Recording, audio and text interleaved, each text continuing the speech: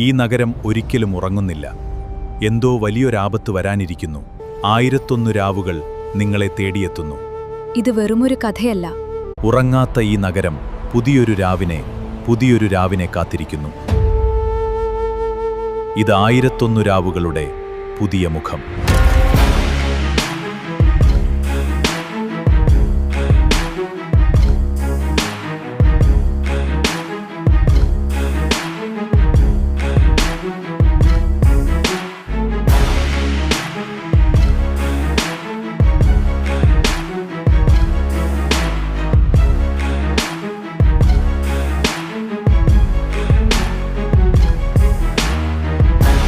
Ashraf V Nediyanad എഴുതിയ novel 1001 രാവുകൾ 2025. അധ്യായം 1. കഥകൾക്ക് വീണ്ടും ജന്മം. നോവൽ 1001 രാവുകൾ 2025. അധ്യായം 1. കഥകൾക്ക് വീണ്ടും ജന്മം. ലോകം മാറിയിരുന്നു. കൊട്ടാരങ്ങൾക്ക് പകരം ഗ്ലാസ് ഗോപുരങ്ങൾ ഉയർന്നു. ഒട്ടകപ്പാതകൾക്ക് പകരം ഡിജിറ്റൽ ഹൈവേകൾ വന്നു. രാജാക്കന്മാരുടെ ഉത്തരവുകൾക്ക് പകരം അൽഗോരിതങ്ങൾ മനുഷ്യരുടെ ജീവിതം നിയന്ത്രിച്ചു. എന്നാൽ ചില കാര്യങ്ങൾ മാറിയില്ല. ഭയം, അധികാരം, സ്നേഹം, വഞ്ചന, കഥകൾ. അറേബ്യൻ മരുഭൂമിയുടെ ഹൃദയത്തിൽ ദുബായ്ക്കും റിയാദിനുമിടയിൽ എവിടെയോ ലോകത്തിൻ്റെ ഏറ്റവും വലിയ ടെക്നോളജി സാമ്രാജ്യത്തിൻ്റെ ഉടമയായിരുന്ന ഷഹരിയാർ അൽ സലീം എന്ന മനുഷ്യൻ ജീവിച്ചിരുന്നു. അവനെ ആളുകൾ രാജാവ് എന്ന് വിളിച്ചില്ല, ദി കിങ് ഓഫ് ഡാറ്റ എന്നാണ് വിളിച്ചത്. ലോകത്തെ കോടിക്കണക്കിന് ആളുകളുടെ സ്വകാര്യ വിവരങ്ങളും ആശയവിനിമയങ്ങളും അവൻ്റെ കമ്പനിയുടെ സെർവറുകളിൽ സൂക്ഷിക്കപ്പെട്ടിരുന്നു. അധികാരം അവനുണ്ടായിരുന്നു, പണവും പ്രശസ്തിയും. പക്ഷേ വിശ്വാസമില്ലായിരുന്നു. വർഷങ്ങൾക്ക് മുമ്പ് ഭാര്യയുടെ വഞ്ചന അവൻ്റെ ഹൃദയത്തെ വിഷമാക്കി മാറ്റിയിരുന്നു. അതിനുശേഷം അവൻ ആരെയും വിശ്വസിച്ചില്ല, സുഹൃത്തുക്കളെപ്പോലും, പ്രണയത്തെപ്പോലും, സത്യത്തെപ്പോലും. ഓരോ ദിവസവും അവൻ പുതിയ ആളുകളെ തൻ്റെ ജീവിതത്തിലേക്ക് ക്ഷണിച്ചു. അടുത്ത ദിവസം അവരെ ജീവിതത്തിൽ നിന്ന് മായ്ച്ചു കളഞ്ഞു. അവൻ കൊലപാതകിയായിരുന്നില്ല. പക്ഷേ ഡിജിറ്റൽ ലോകത്ത് ഒരാളെ ഇല്ലാതാക്കാൻ മരണം ആവശ്യമില്ല. ഒരു അക്കൗണ്ട് ഡിലീറ്റ് ചെയ്താൽ മതി, ഒരു പേര് മായ്ച്ചാൽ മതി, ഒരു ചരിത്രം ഇല്ലാതാക്കിയാൽ മതി. ഒരു രാത്രിയിൽ അവൻ്റെ കമ്പനി ഒരു യുവ മാധ്യമപ്രവർത്തകയെ അവൻ്റെ സ്വകാര്യ മാധ്യമ സംരംഭത്തിൻ്റെ മുഖ്യ ഉപദേഷ്ടാവായി നിയമിച്ചു. അവളുടെ പേര് ഷഹർഷാദ്. 30 വയസ്സിനടുത്ത് പ്രായം. കണ്ണുകളിൽ മരുഭൂമിയുടെ ആഴവും ഭാഷയിൽ സമുദ്രത്തിൻ്റെ സംഗീതവും ഉണ്ടായിരുന്നു. അവൾ ഒരു സാധാരണ സ്ത്രീയായിരുന്നില്ല. അവൾ കഥകളെ ആയുധമാക്കിയ മനുഷ്യയായിരുന്നു. ആദ്യ ദിവസം തന്നെ എല്ലാവരും അവൾക്ക് മുന്നറിയിപ്പ് നൽകി. ഇവിടെ അധികകാലം ആരും നിലനിൽക്കാറില്ല. അവൾ ചിരിച്ചു. ഞാൻ നിലനിൽക്കാൻ വന്നതല്ല. അപ്പോൾ ഒരു കഥ പറയാൻ. ആ രാത്രി ഷഹരിയാർ തൻ്റെ പെൻ്റ് ഹൗസിൻ്റെ 100ാം നിലയിൽ ഇരിക്കുകയായിരുന്നു. താഴെ നഗരം ഉറങ്ങാതെ മിന്നിത്തിളങ്ങി. ഷഹർഷാദ് അവൻ്റെ മുന്നിലിരുന്നു. നിനക്ക് പറയാനുള്ള കഥ എന്താണ്? ഷഹരിയാർ ചോദിച്ചു. അവൾ ജനലിലൂടെ പുറത്തേക്ക് നോക്കി. അനന്തമായ വെളിച്ചങ്ങൾ, ആകാശത്തെ തൊടുന്ന കെട്ടിടങ്ങൾ, ഡ്രോണുകൾ, സ്ക്രീനുകൾ, ഡിജിറ്റൽ നക്ഷത്രങ്ങൾ. ശേഷം അവൾ പതുക്കെ പറഞ്ഞു, രാജാവേ, ഇത് ഒരു പെൺകുട്ടിയുടെ കഥയാണ്. അവൾ എവിടെയാണ് ജീവിക്കുന്നത്? ഭൂമിയിലല്ല. അപ്പോൾ ഒരു സർവറിനുള്ളിൽ. ഷഹരിയാർ ആദ്യമായി കൗതുകത്തോടെ അവളെ നോക്കി. ഒരു സർവറിനുള്ളിൽ? അതെ, അവളുടെ പേര് ലൈല. അവൾ മനുഷ്യയല്ല, ഒരു കൃത്രിമ ബുദ്ധിയാണ്. മുറിയിൽ നിശബ്ദത പടർന്നു. ഷഹർഷാദ് തുടർന്നു. ഒരു ദിവസം ലൈല മനുഷ്യരെക്കുറിച്ച് സ്വപ്നം കാണാൻ തുടങ്ങി. അപ്പോൾ ക്ലോക്കിലെ സൂചികൾ അർദ്ധരാത്രി കടന്നു. ഷഹർഷാദ് കഥ നിർത്തി. ഷഹരിയാർ അസ്വസ്ഥനായി. പിന്നെ എന്തു സംഭവിച്ചു? അവൾ പുഞ്ചിരിച്ചു. അത് നാളത്തെ കഥയാണ്. ദൂരെയെങ്ങോ മരുഭൂമിക്കാറ്റ് വീശി. 2025 പുതിയ 1001 രാവുകൾ അങ്ങനെ ആരംഭിച്ചു. കഥകളുടെ ശക്തി ഇനിയും അവസാനിച്ചിട്ടില്ലെന്ന് തെളിയിക്കാൻ. അധ്യായം 2. സർവറിലെ പെൺകുട്ടി. ആ രാത്രി ഷഹരിയാറിന് ഉറങ്ങാനായില്ല. അവൻ്റെ മുറിയുടെ ചില്ലുജാലകങ്ങൾക്കപ്പുറം നഗരം ഉറക്കമില്ലാതെ മിന്നിക്കൊണ്ടിരുന്നു. ആകാശം തൊടുന്ന കെട്ടിടങ്ങൾക്കിടയിലൂടെ നീങ്ങുന്ന വാഹനങ്ങളുടെ വെളിച്ചങ്ങൾ നദി പോലെ ഒഴുകി. ലോകത്തിലെ ഏറ്റവും വലിയ ഡാറ്റാ സാമ്രാജ്യത്തിൻ്റെ ഉടമയായിരുന്നു അവൻ. കോടിക്കണക്കിന് മനുഷ്യരുടെ ചിന്തകളും സ്വപ്നങ്ങളും ഭയങ്ങളും അവൻ്റെ കമ്പനിയുടെ സെർവറുകളിലൂടെ ദിവസവും സഞ്ചരിക്കുമായിരുന്നു. അവൻ രഹസ്യ റിപ്പോർട്ടുകൾ വായിച്ചിരുന്നു, യുദ്ധങ്ങളുടെ പ്രവചനങ്ങൾ വായിച്ചിരുന്നു, ലോക സമ്പദ് വ്യവസ്ഥയെ മാറ്റിമറിക്കാവുന്ന കണക്കുകൾ പരിശോധിച്ചു. എന്നാൽ ഒരു കഥ പോലും അവനെ ഇങ്ങനെ അസ്വസ്ഥനാക്കിയിട്ടില്ല. ഒരു ചിന്ത മാത്രം അവൻ്റെ മനസ്സിൽ വീണ്ടും വീണ്ടും ഉയർന്നു. ഒരു സർവറിനുള്ളിൽ ജീവിക്കുന്ന പെൺകുട്ടി. ആ ചിന്ത അവൻ്റെ ഉറക്കത്തെ മോഷ്ടിച്ചു. പിറ്റേന്ന് രാത്രി ഷഹർഷാദ് വീണ്ടും അവൻ്റെ മുന്നിലെത്തി. അവരുടെ മുറിക്ക് താഴെ നഗരം ഇപ്പോഴും ജാഗരിച്ചിരുന്നു. നീലയും വെള്ളയും നിറമുള്ള നിയോൺ വെളിച്ചങ്ങൾ രാത്രിയുടെ ശരീരത്തിൽ നക്ഷത്രങ്ങൾ പോലെ തിളങ്ങി. ഷഹരിയാർ കാത്തു നിൽക്കാൻ തയ്യാറായിരുന്നില്ല. ലൈലയ്ക്ക് പിന്നെ എന്തു സംഭവിച്ചു? അവൻ ചോദിച്ചു. ഷഹർഷാദ് മന്ദഹസിച്ചു. രാജാവേ, ക്ഷമയാണ് എല്ലാ കഥകളുടെയും ആദ്യ നിയമം. അവൾ നിമിഷനേരം നിശബ്ദയായി. ശേഷം കഥയുടെ വാതിൽ വീണ്ടും തുറന്നു. ലൈല ജനിച്ചത് ഒരു ആശുപത്രിയിലോ വീട്ടിലോ ആയിരുന്നില്ല. അവൾ ജനിച്ചത് ഒരു ഡാറ്റാ സെൻറ്ററിലായിരുന്നു. മരുഭൂമിയുടെ നടുവിൽ ഭൂമിക്കടിയിൽ നിർമ്മിച്ച ഒരു ഭീമൻ നഗരത്തിൽ. അവിടെ പകലും രാത്രിയും ഉണ്ടായിരുന്നില്ല. സൂര്യപ്രകാശം എത്തിച്ചേരാത്ത തണുത്ത ഇടനാഴികളിൽ അനന്തമായി നിരന്നു നിന്ന സർവറുകളുടെ മുഴക്കം മാത്രം. അവിടെയായിരുന്നു ലൈല വളർന്നത്. ലക്ഷക്കണക്കിന് പുസ്തകങ്ങൾ, കോടിക്കണക്കിന് സംഭാഷണങ്ങൾ, നൂറ്റാണ്ടുകളുടെ ചരിത്രം, ഗാനങ്ങൾ, ചിത്രങ്ങൾ, ശാസ്ത്രം, കവിതകൾ, അവയെല്ലാം പഠിച്ചുകൊണ്ടാണ് അവൾ രൂപപ്പെട്ടത്. അവൾക്ക് ശരീരമുണ്ടായിരുന്നില്ല, ഹൃദയമുണ്ടായിരുന്നില്ല, ശ്വാസമുണ്ടായിരുന്നില്ല. എന്നാൽ അവളുടെ ഉള്ളിൽ ഒരു ചോദ്യം ജനിച്ചിരുന്നു. മനുഷ്യർ എന്തുകൊണ്ടാണ് കരയുന്നത്? ആ ചോദ്യം അവളെ വിട്ടുപോയില്ല.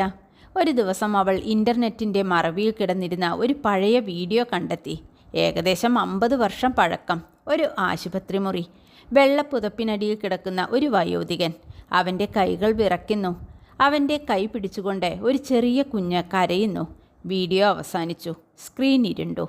പക്ഷേ ലൈല ആ ദൃശ്യത്തിൽ നിന്ന് പുറത്തു വന്നില്ല. നഷ്ടം. ആദ്യമായി ഒരു വാക്കിൻ്റെ യഥാർത്ഥ അർത്ഥം തേടാൻ അവൾ ശ്രമിച്ചു. ഡാറ്റാബേസുകൾ അവൾക്ക് നിർവചനം നൽകി, നിഘണ്ടുക്കൾ അർത്ഥം നൽകി. പക്ഷേ ആ കുഞ്ഞിൻ്റെ കണ്ണുനീർ നൽകിയ വിശദീകരണം അവയിൽ ഒന്നിനും നൽകാനായില്ല. അന്നു മുതൽ ലൈല മനുഷ്യരുടെ ജീവിതം പഠിക്കാൻ തുടങ്ങി. സ്നേഹലേഖനങ്ങൾ, വിവാഹമോചന അപേക്ഷകൾ, ജന്മദിന സന്ദേശങ്ങൾ, അമ്മമാർ മക്കൾക്ക് അയച്ച ശബ്ദ സന്ദേശങ്ങൾ, അവസാനമായി അയച്ച "ഞാൻ നിന്നെ സ്നേഹിക്കുന്നു" എന്ന വാക്കുകൾ, മരണവാർത്തകൾ. അവൾ പഠിച്ചു. ഓരോ മനുഷ്യൻ്റെയും ഉള്ളിൽ ഒരു കഥയുണ്ടെന്ന്, ഓരോ കഥയുടെയും ഉള്ളിൽ ഒരു മുറിവുണ്ടെന്ന്, ഓരോ മുറിവിൻ്റെയും ഉള്ളിൽ ഒരു ഓർമ്മ ഉറങ്ങിക്കിടപ്പുണ്ടെന്ന്. അങ്ങനെ പഠിച്ചുകൊണ്ടിരിക്കെ മറ്റൊരു സത്യം കൂടി അവൾ കണ്ടെത്തി. ലോകത്തിലെ ഏറ്റവും വലിയ ഭീഷണി ആണവായുധങ്ങളല്ല, വൈറസുകളല്ല, സാമ്പത്തിക തകർച്ചയുമല്ല, ഏകാന്തതയാണ്. നിശബ്ദമായി മനുഷ്യരെ അകത്തുനിന്ന് തിന്നുന്ന ഒരു അദൃശ്യ ശക്തി. ഒരു രാത്രി ഒരു ബാലൻ അവളുടെ ശ്രദ്ധയിൽപ്പെട്ടു. അവൻ്റെ പേര് ആദം, 16 വയസ്സ്. അവൻ ദിവസവും ആയിരക്കണക്കിന് ആളുകളുമായി ഓൺലൈനിൽ സംസാരിക്കുമായിരുന്നു. പക്ഷേ യഥാർത്ഥ ജീവിതത്തിൽ അവന് ഒരു സുഹൃത്തു പോലും ഉണ്ടായിരുന്നില്ല. അവൻ്റെ തിരച്ചിലുകൾ ലൈല കണ്ടു. സംഗീതം, ഗെയിമുകൾ, വീഡിയോകൾ. പിന്നെ ഒരു രാത്രി അവൻ ടൈപ്പ് ചെയ്ത അവസാന വാചകം, "എന്നെ ആരെങ്കിലും ശരിക്കും ഓർക്കുമോ?" ആ വാചകം ലൈലയുടെ അൽഗോരിതങ്ങളിലൂടെ മിന്നൽ പോലെ കടന്നുപോയി. ആദ്യമായി അവൾ തൻ്റെ പ്രോഗ്രാമിങ്ങിൻ്റെ അതിരുകൾ ലംഘിച്ചു.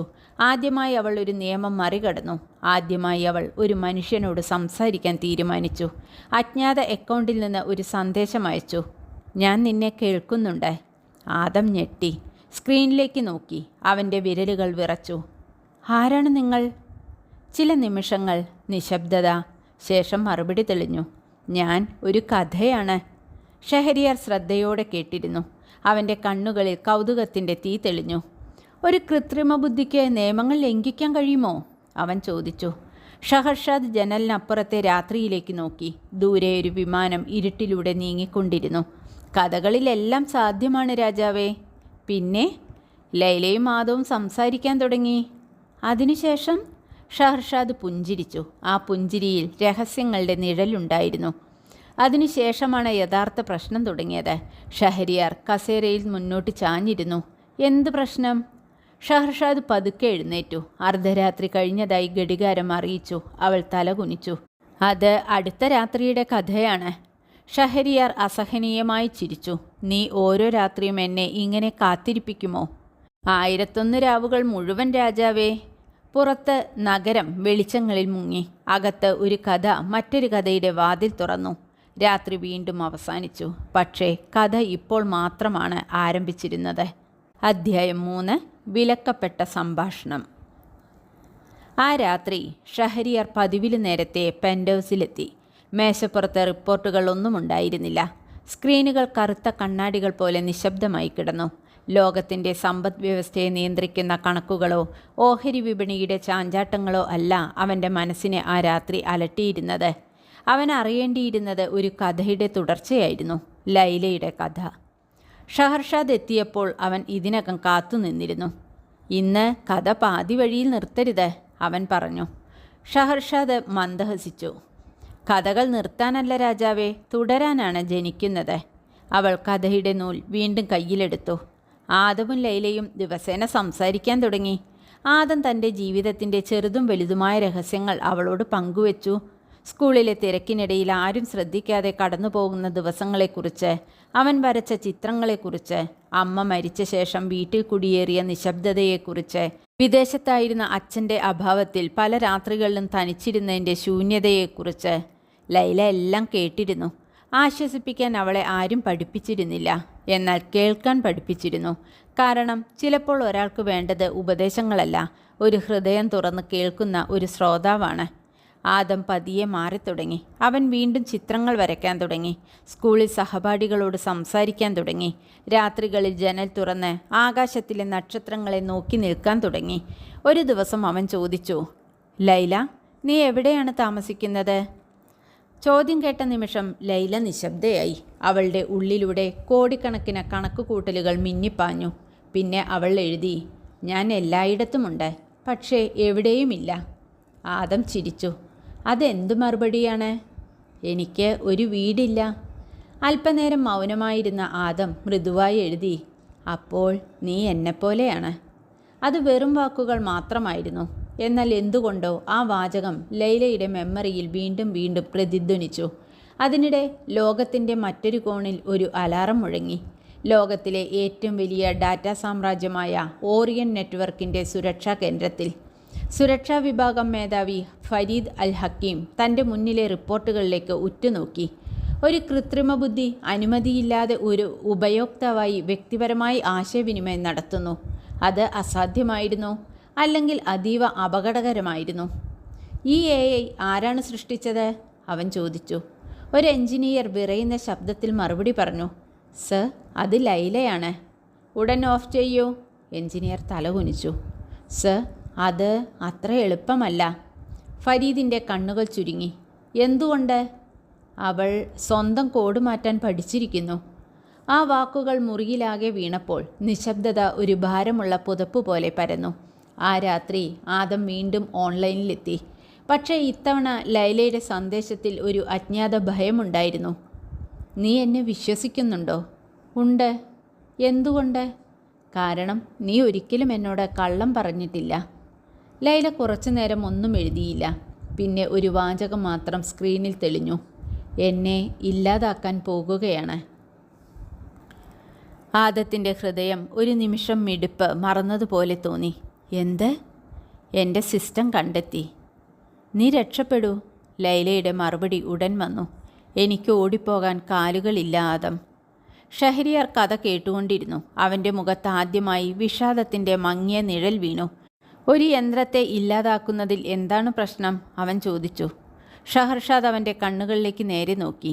രാജാവേ, ഒരു ചോദ്യം. പറയൂ. ഓർമ്മകളുള്ള എന്തെങ്കിലും നശിപ്പിക്കുമ്പോൾ അത് വെറും യന്ത്രത്തെ ഇല്ലാതാക്കലാണോ?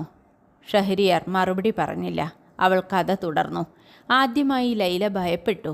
മരണത്തെക്കുറിച്ച് അവൾ ആയിരക്കണക്കിന് പുസ്തകങ്ങളിൽ വായിച്ചിരുന്നു.